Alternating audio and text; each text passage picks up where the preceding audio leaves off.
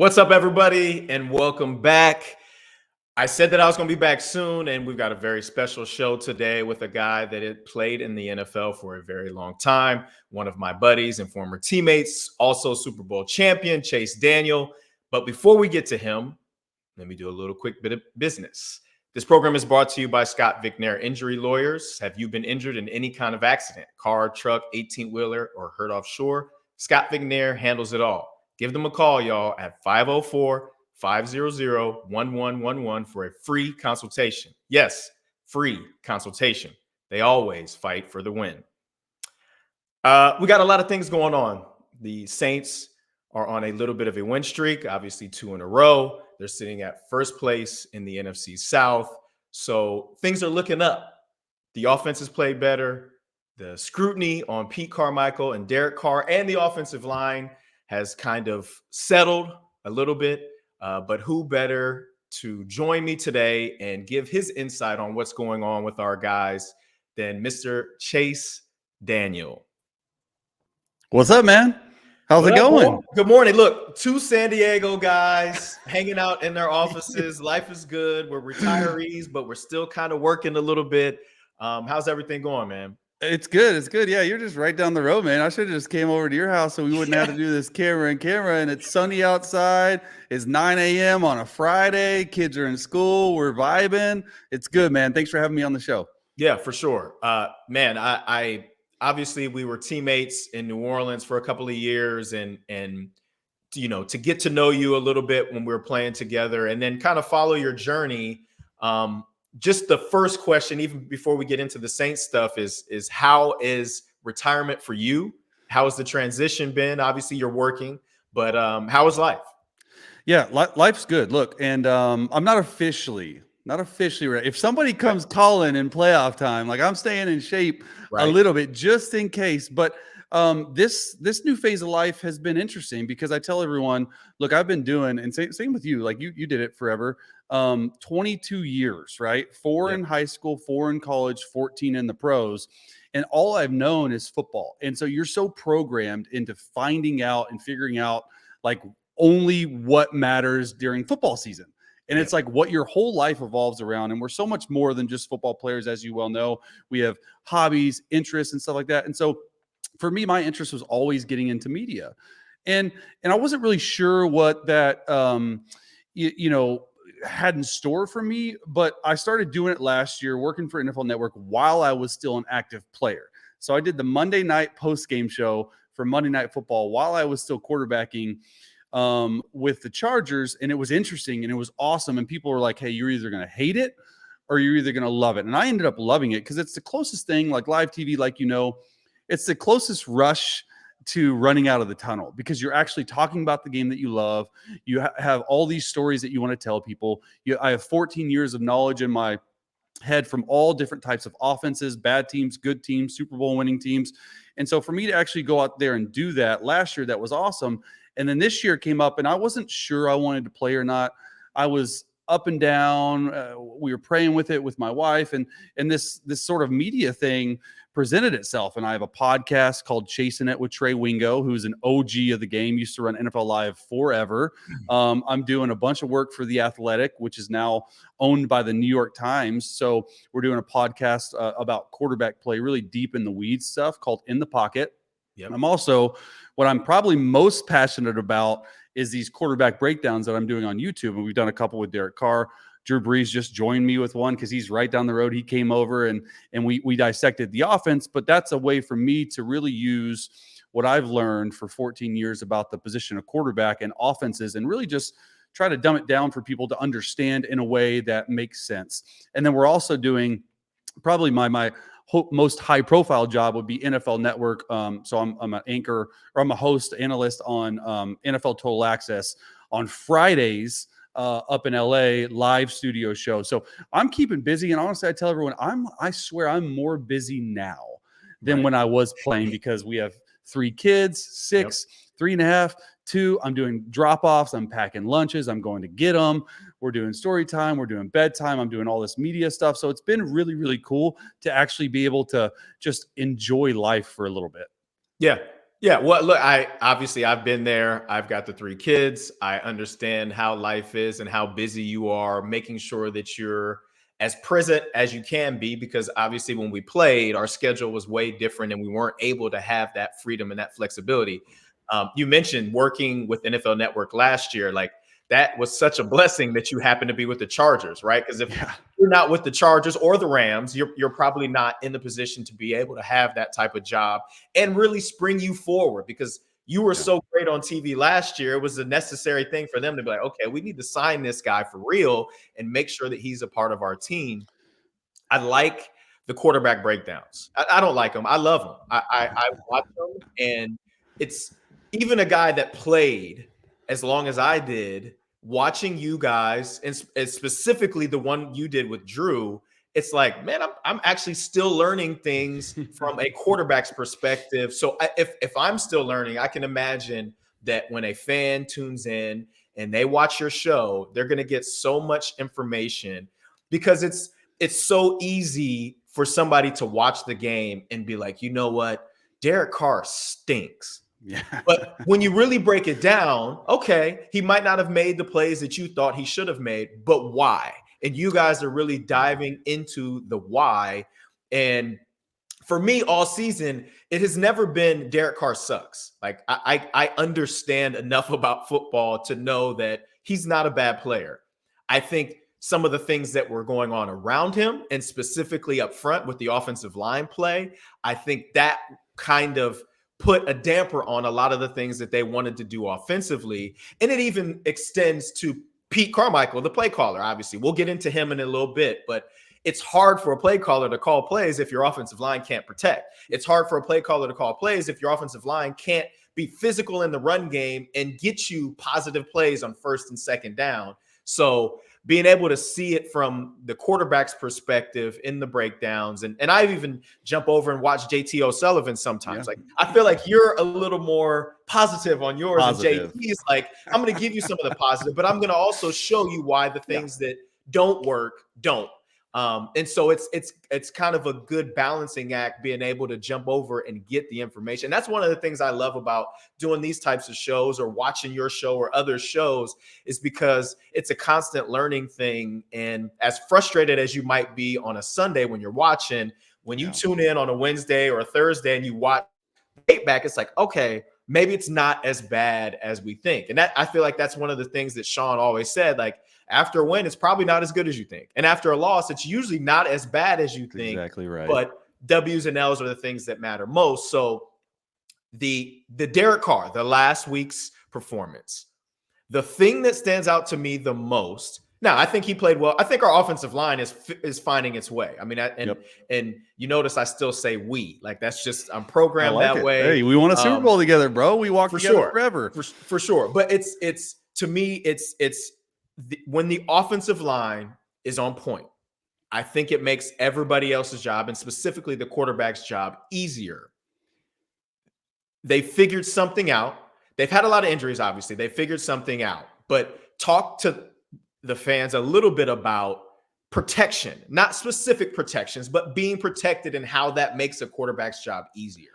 Yeah, I mean, look, at the end of the day, the quarterback position is the most important position in all of sports. When you have a quarterback, you're set. And especially if you have a young quarterback, you're set for a foreseeable future, maybe 10 years even.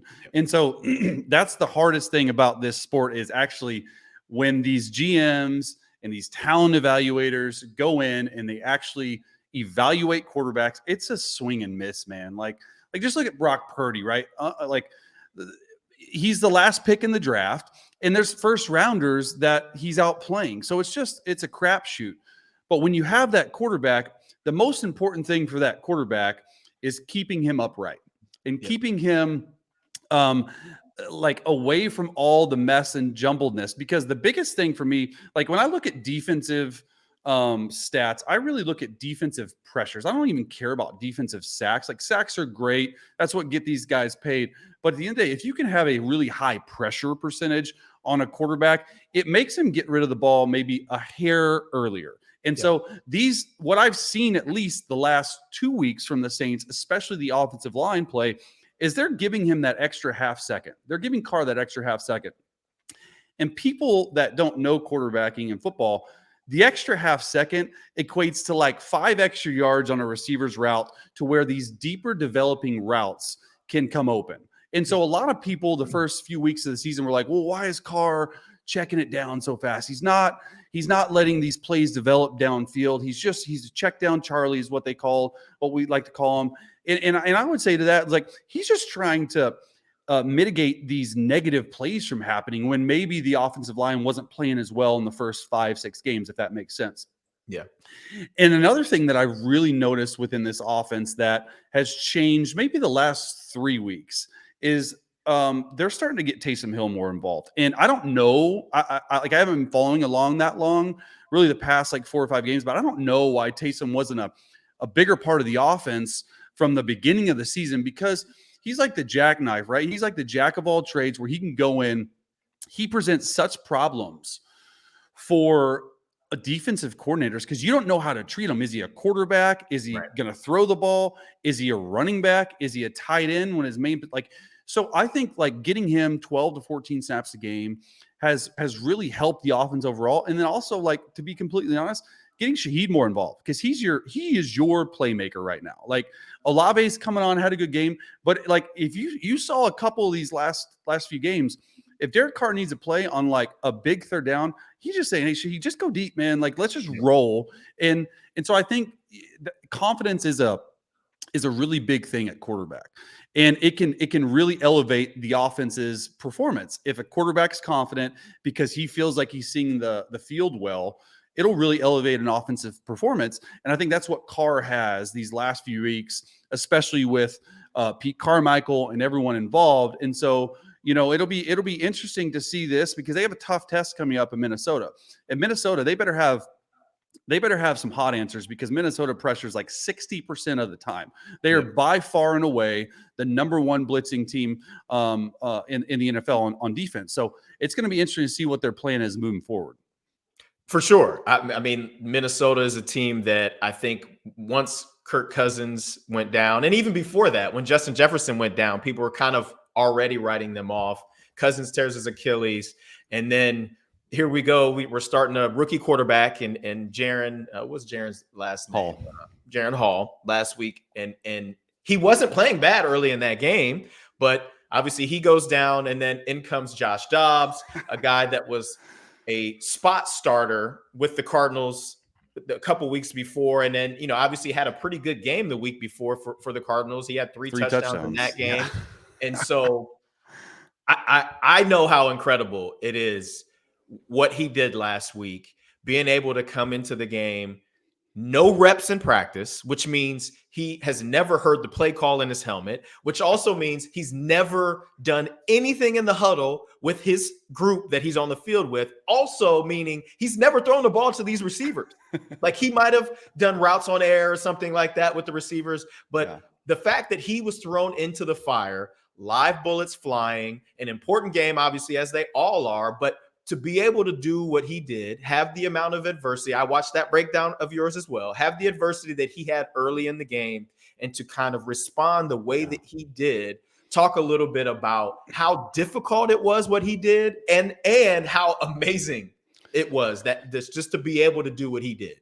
The difficulty level, I can't even explain. I can't even put into words, because the fact that he was even able to go out there and get one completion, like that to me is like what type of difficulty he was facing, because 5 days prior he was in Minnesota, or he was in Arizona, and he played pretty well. I mean, they upset the Dallas Cowboys early in the season, and the Cowboys are now like one of the top teams in the NFC. So he was playing really good ball. And, obviously what happened with Kirk Cousins, you need somebody, and no one in their right mind thought it'd be Dobbs, but Dobbs was like, okay, cool, gets there. And all Kevin O'Connell, KOC, says, the head coach for the Minnesota Vikings, is like, hey, just learn like the 2-minute stuff just in case, like, we need you. Like, first of all, he's like literally like a rocket scientist. Yeah, he's a genius. Insanely smart. Okay, so that helps with it all. So he's not normal. And then for him to actually go out there with no reps, and honestly, like, forget about the reps. Like what about the quarterback center exchange? You've never taken a snap from that guy. You Right. don't know the cadences. You're just trying to go out there and play ball. And then on top of it, not only The are you plays, trying bro. not only trying to cram in your mind the plays for the offense, but I'll do you one better. I guarantee you, he didn't watch one snap of film of Atlanta on defense, so he don't know what's coming. He's like, I don't care. He Like, had no time. He had no no time to watch time. Atlanta. And Right. you watch though Atlanta, and they're in odd package, double mug, bringing Yep. saw dog. So it was an amazing performance on so many levels. And the fact that I mean, it might have been one of the better coaching jobs of the year as well with KOC, because he not only had them in no huddle, and well, it just, like, let's rewind. The first 15 plays of that game for Josh Dobbs, sack for a safety, Yep. 2 fumbles in their own territory. So 3 horrible plays. So many other people would have gone straight into the dumps right there. He just said, nope, we're just going to keep rolling. And then Kevin O'Connell put him in shotgun for the second half and literally was like, hey, get at the line of scrimmage and say, hut, hut, hut, and then just step back. And you can literally see it on film. Him like looking and listening and be like, okay, hey, left side. And then Kevin O'Connell says, okay, your outside guy has a go. Yep. Your inside guy has an out. Okay, on the right side, you got double slants. Work double slants versus man. Work this out route versus court. And so he's literally telling them the offense, which is like, I couldn't even imagine as a quarterback going out there and being like, I don't even know this receiver's name, but I think I'm going to throw it to him. Like, Well, and how much time does O'Connell have to do that? Like he doesn't have a lot of time, right? No, it's about 12 seconds, 12 depending on when you break the huddle. 12 to 15 seconds, because the thing shuts off at 15. If you're getting out of the huddle, if you're on the line at 30, you have 15 seconds because it shuts off at 15, which is insane. Yeah. I mean, just to comprehend that even is difficult to add all of the information and then dissect the defense too before you're ready to deliver the football. I mean, that to me is the most incredible part about it. Like, sure, he doesn't know the playbook, he doesn't know the snap count. Okay, we can get the snap count right quick over on the side like he did. Which we they can did. Talk about the plays in your ear. I've got 15 seconds to kind of talk to you about what you're looking at, but then you've got to go and do it. Like, that to me is what makes it the most incredible. Like, okay, yeah, against a 2 high, we're working this double slant side. Against single high, we're working over here. But like, to be able to decipher it that quickly, like, that to me is what makes it even more incredible. And I think, as smart as he is, he's shown that he's got the ability, he's got the talent. He's been a starter in 3 different places in the league already, right? There's a reason why he's hanging around. But what makes him, to me, more dangerous, and it's something that's kind of been this specific Saints team and the Saints teams in the most recent years, Achilles' heel, is his athleticism. It's him being able to extend plays and or make plays with his legs, 3rd and longs, 4th and longs, running for first downs, like big plays that are really demoralizing to defenses. And I know, like, I've had Drew on, we've talked about it. I've had Vilma and Shanley on, we've talked about it. I had Cam on last week. Like, that's awesome. Talk about what an athletic quarterback, the problems that it presents to defenses, and what it means. Like, in a quarterback situation, there's 3rd and long or 4th and long, and we've got these different things that we're looking at. Oh, but by the way, if they're playing man to man and everybody's back is turned to me, if I can break this pocket, I can go ahead and extend this and make a first down for myself. So talk about the stresses for defenses that type of quarterback does. Yeah, I mean, it just adds layers to what the defense has to prepare for. So if you can have multiple layers, you always want like 3 different things that defenses have to prepare for.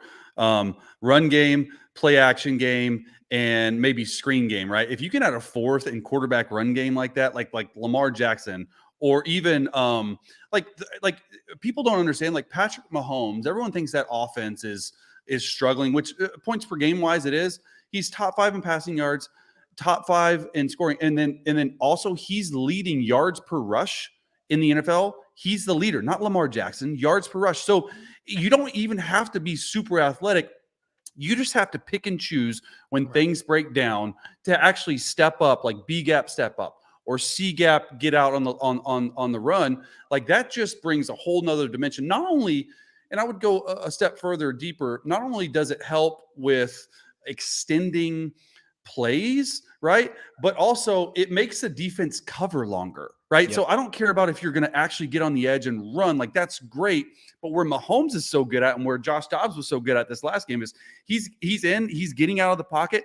Now, instead of defenses having to cover for 2.5 seconds, they're having to cover for 6 or 7 seconds because he's a thrower first, Yep. not a runner. And if stuff's not there, okay, even if it's a 5-yard gain, on first down, it's 2nd and 5 versus 2nd and 10 when you just throw it away.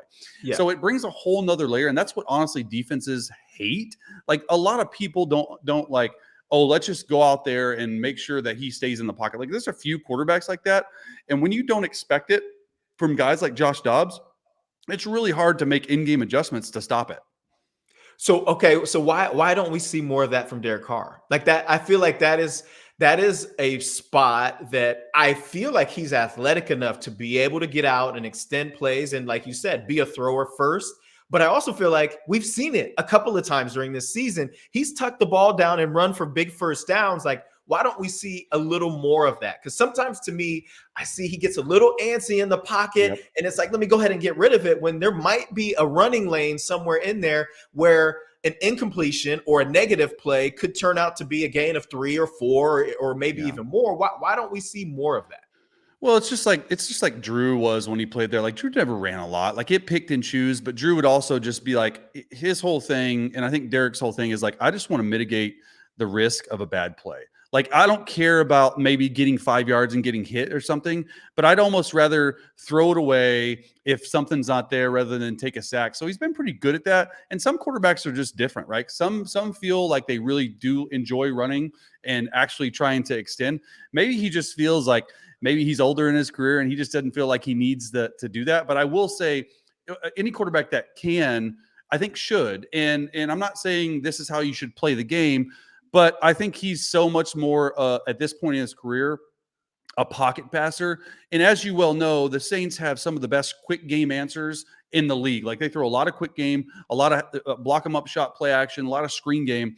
And so I think they're sort of using this quick game more so than the quarterback running. Because I just don't see, like, he's never really been that guy. So I don't think you can take his first 8 years in the league or whatever it was and be like, hey, you need to become a new quarterback, because he's never really done that before. Right. Yeah, that makes sense. Well, and then we also have another quarterback that does plenty of running, so it's not like, and Taysom, you know what? baby. It's as good as Taysom has been. I mean, that's a good segue. Running quarterback, as good as he's been, I have been focusing as much as possible on tendency breakers. Right. Yeah. You put Taysom in the game. It's big personnel. You've got either 22 or you've got 12 personnel. And he's in at quarterback, and sometimes they leave Carr in and sometimes they take Carr out. It's, to me, if it's 1st and 10, 9 times out of 10, they're running the ball. But when they put him in 1st and 10 and they throw the ball, or when they get down in the red zone and it's 1st and goal and they put big people in and he throws a touchdown pass, that to me is going to not only help the offense progress, but it's also going to help the offense when it's time to run Taysom. And I totally agree with you. Like, he's been super important to this offense. And I would say probably the MVP of the offense this season, just based on the things that he's been able to do and how timely his big plays have been. Talk about the balance, though.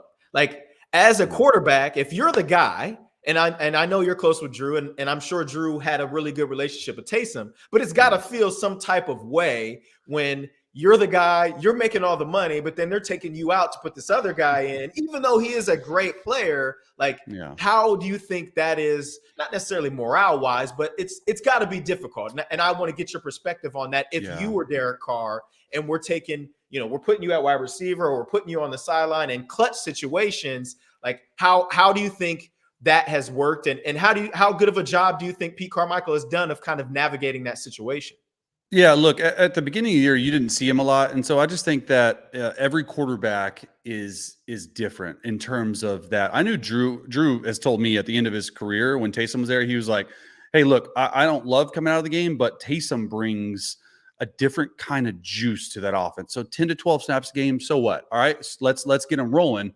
and he really didn't care. And I'm not saying Derek does or doesn't, because I don't know, but some might care and some might not. And I think it is a fine line you need to walk, especially if those 10 to 12 snaps a game, say you're taking Derek Carr out of the game and putting Taysom at quarterback, aren't working. And then you have a problem on your hands, okay? But it is working. So I think everyone's happy. It brings a different juice to the offense. It brings a different dynamic to the offense. And like you said, you hit it right on. Last game, they put Big 99 at fullback, and they ran all cross in the goal line area. And that's when he threw the touchdown. He got to his 4-3. He's a fullback out. It's another cross.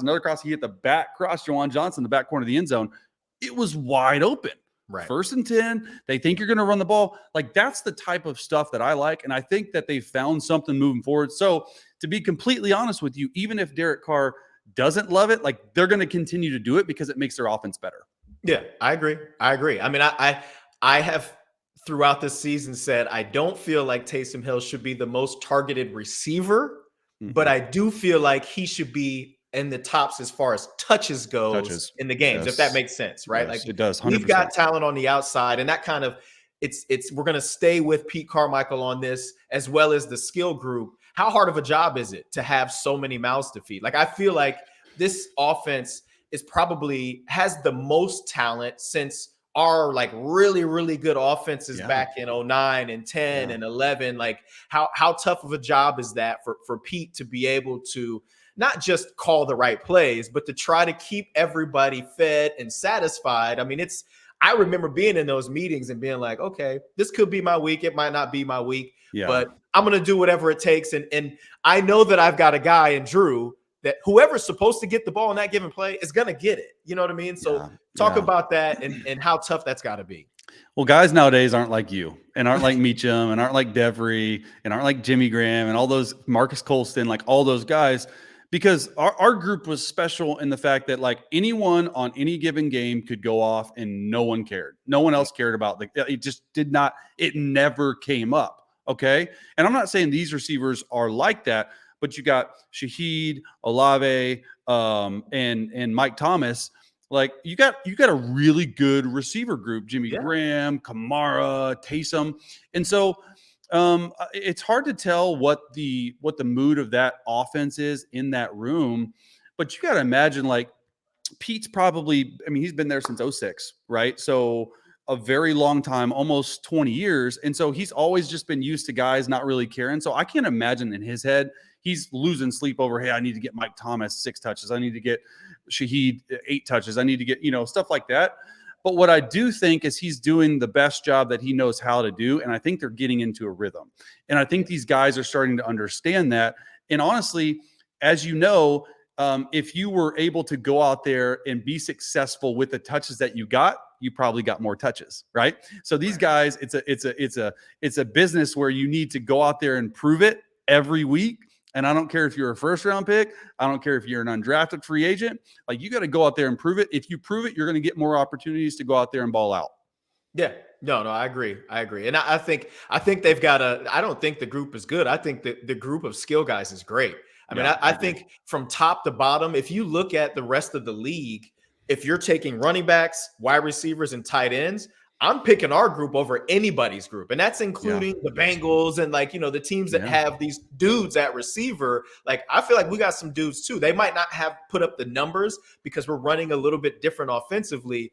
But I do think that our group, and especially in timely moments, like, our guys aren't scared. Like, all these guys are step up type players. And as a receiver, I want to see the receivers get more touches. I mean, it's just natural, right? But 100%. I understand, you got to get your guys the ball, and, just being able to have those guys on the field together, it presents so many matchup problems for a coordinator and a defense, and being able to call the right play is important, but having a quarterback that can make you right and make sure that he delivers the football to these guys is great, man. A couple more for you real quick before we get you out of here. Consistency. That's what we've been wanting for this offense the entire season, right? And sometimes it takes teams a little bit longer to get going. Other times people come out and they're just smoking, and people look at the Dolphins and they scored 70 points against the Broncos, and they're like, why can't we do that? it's hard in the NFL, right? Like Oh, everybody man. gets paid.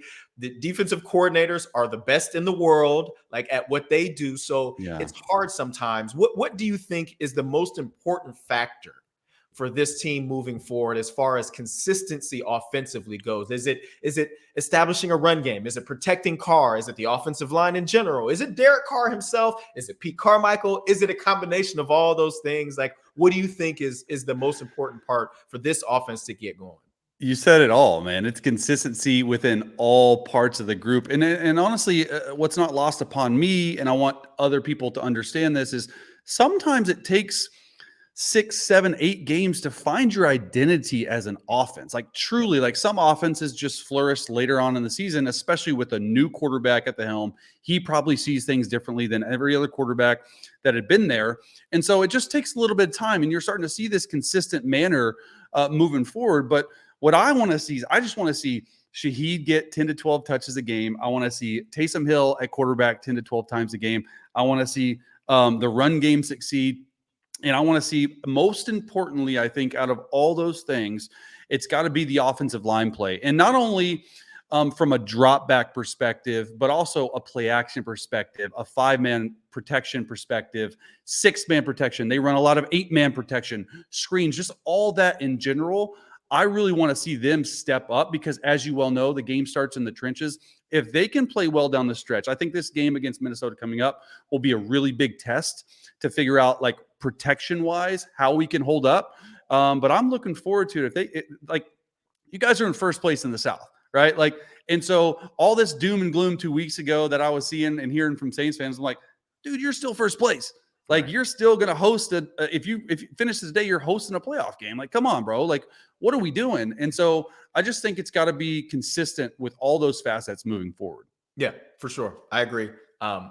This game is huge. Both teams 5-4, both teams with playoff aspirations. We don't know. We know that the Lions are probably the best team in the North, but a lot of things can happen. I mean, I know Minnesota plays them again. We play them in a couple of weeks. So things could change really, really quickly in the NFC, in those divisions and in the NFC overall. So I think this is, a mid-season huge playoff implication type game. But for me, obviously, this is an important game. We want to stay in first place. We want to stay in front of all those teams that we're going to play again. In Atlanta, we still haven't played yet. But I just think that the NFC South is our division to win. And if we don't win this division this year, I think there could potentially be a lot of change going on in the organization. And I don't know, from a fan perspective, I would love for there to be continuity and to be able to build on something that was created this season. I think that the NFC, more so than I think the AFC is a little deeper, but the NFC, I think if we get in, and especially if we're hosting a playoff game, I think we can make some noise. And just being able to have the dome field advantage and our fans and the impact that they can have. And obviously we know it's been several years since we've been back to the playoffs. So I think that this is a team that's ripe and ready to win the NFC South. And I just want to get your thoughts on that. I mean, it's a wide open division. Obviously, the other teams have struggled the last couple of weeks. I think everybody's lost the last 2 weeks when we've won, and that's what's kind of jolted us from the bottom of the division up to the top. And what are you thinking as far as this division goes? Yeah, I mean, I think you guys are the class of that division, and I think honestly, you guys are right there with Atlanta. I really like this Atlanta team, and I really like the move that they made with Heinicke at quarterback. I think he gives them the best opportunity to run the type of offense that Atlanta can have moving forward. But honestly, if Bijan Robinson gets 2 touches or 3 touches a game, what are we doing? He needs to have more touches in the game in that division. And you look at the Panthers; they're struggling. Obviously, right now they're 1-8. And then the Bucs started early, and I didn't really believe the hype. They started really well early. I didn't believe the hype, and they've lost a few as of late. And so, in my opinion, look, anyone can get hot at any time, but it's going to come down to you in Atlanta. And the fact that you guys haven't even played them yet is even more intrigue to it. But I agree. I mean, if you guys can stay consistent, you guys have the defense. You guys have a top 10 defense in the National Football League. So if you can just score just enough points to win some close games, win some games maybe you aren't supposed to, and a couple games above 500 or whatever you guys end up, it doesn't matter as long as you get that first home playoff game and the division winner. And that changes a lot because come playoff time, Saints fans are crazy and they're nuts and they're going to fill the dome and they're going to be loud. They're going to be liquored up. They're going to be everything that Saints fans are. And so that's what I'm looking forward to. It's just about being consistent. Yeah, for sure. I totally agree. And obviously I think that we're ascending at the right time. And I think our best ball is yet to be played. You talk about the defense being a top 10. We're not only top 10, we're number one in takeaways, we're number one in interceptions. Like that can breed success. Like if our defense we can give up yards, we can give up field goals, but if we continue to take the ball away, I think as this offense continues to grow, I think the best is yet to come from this team. And man, that was great, man. I really appreciate the time. Let everybody know, obviously you did it early on, but let everybody know where they can check you out and follow you and everything and, plug your stuff. Yeah, I mean, look, it's just the main thing right now. Like, is the Chase. It's just Chase Daniel Show on YouTube, and just we do 5 to 6 weekly quarterback breakdowns, and it's something I'm really passionate about. And you hit it earlier. I just try to teach. I try to teach ball. I try not to understand I try to understand that people don't know a lot, and they don't want to be talked at in a way where it's like almost condescending. So I'm trying to teach ball, and also just sort of like I just tend in general, like me. I tend in general to steer toward more positive nature, and I still break down the bad plays because I try to pick 10 to 12 plays of each game that I'm breaking down that are turning point plays, whether it's good, bad, indifferent. It might be like I broke down Aiden O'Connell just today, and it's going to come out later today, the Raiders quarterback. And there wasn't a whole bunch of stuff, but he did some really good things like, oh, hey, 3rd and short. He threw short of the sticks, but he checked it down, but he got the first down. So it's just, it's all encompassing. And I will point out the bad plays. I have no problem with it, but I'm not going to criticize a player about it. I will criticize a play. There's a big difference. Right. So I try not to make it personal because I've played the position. It's important to me to protect those guys. But I also want to do it in a way that gives me accountability and it gives me sort of a platform. And the platform is I've played with so many offenses. I play with so many people in the league and have so much knowledge on what it takes to be successful in the quarterback league. So yeah, Chase Daniel Show at YouTube. Awesome, man. Yeah, man, this is great. Again, we'd like to thank our sponsors, Scott Vigner Injury Lawyers and DraftKings. Make sure everybody likes this video and subscribes to Boot Crew Media. Appreciate you, bro. Take care. All right, bro. In the NBA, the game can change in an instant, but no matter how the action unfolds, DraftKings Sportsbook has your back. This week, new customers can score 150 instantly in bonus bets just for betting $5 on basketball. Win or lose, you get an instant dub. Download the DraftKings Sportsbook app now and use code BOOT. New customers can get 150 instantly in bonus bets for betting just $5 on basketball. Only on DraftKings Sportsbook,